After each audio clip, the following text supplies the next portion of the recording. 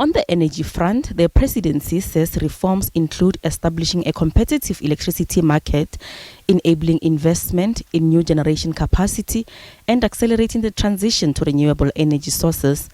Among the achievements, it cites the establishment of the National Transmission Company as part of the Eskom restructuring process expected to start operating in July.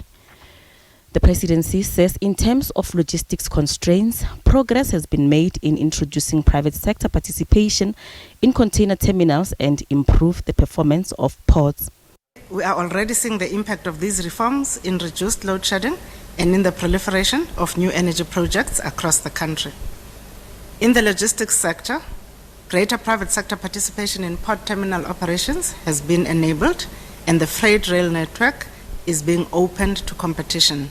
These reforms will allow more volumes to be transported via rail and support export growth while making our logistics systems more efficient and competitive. Treasury says new investments will be unlocked through the reforms. According to the analysis that we've done, and we do present this in the book, we've been able to unlock an estimated 500 billion rand in new investment that will filter through into the economy as a result of these reforms over the next few years. Some of the specific changes that we've been able to enact, like changes in energy regulations, have led to 22,500 megawatt pipeline of private investment that we estimate could inject about 390 billion if all of those projects actually hit the ground. Operation Vulindlela says progress has been made in the visa reforms. Some of the achievements include updating the critical skills list by Home Affairs and implementation of the e-visa regime in 34 countries. Gloria Sefako Mosi, SABC News, Pretoria. Annualised inflation has slowed down yet again, albeit by a small margin. Stats South Africa data shows that the headline consumer price inflation rose by 5.2% in April compared to April 2023. CPI was 5.3% in March. Factors driving the latest number included a rise in housing and utility prices, miscellaneous goods and services, food and non-alcoholic beverages and transport. Upon closer examination, economists are sounding some optimism around the inflation trend. Crucially, the core inflation number, which excludes food and energy, that came down from 4.9 to 4.6. So that was a nice surprise as well for me and shows very little inflationary pressures out there. But I think even more importantly, when we look at the weighted average consumer goods inflation number, that's clothing, footwear, furniture, appliances and vehicles. That came down from an already low 4.2% in March to 3.5% in April. And that shows me that there's virtually no demand push inflation in this economy.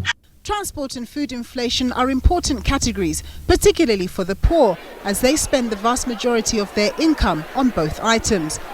Annual food and non-alcoholic beverages declined from 5.1% in March to 4.7% in April, but some price pressures remain.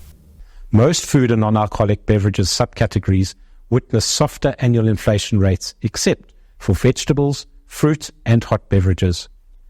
On average, vegetable prices increased by 7.4% in the 12 months to April, higher than the 6% increase recorded in March.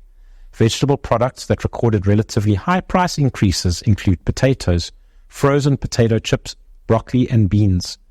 The annual rate for fruit rose to 4.5% from 3.3% in March, mainly driven by higher prices for bananas and apples. So can we expect the latest inflation data to positively influence next week's Reserve Bank's call on interest rates?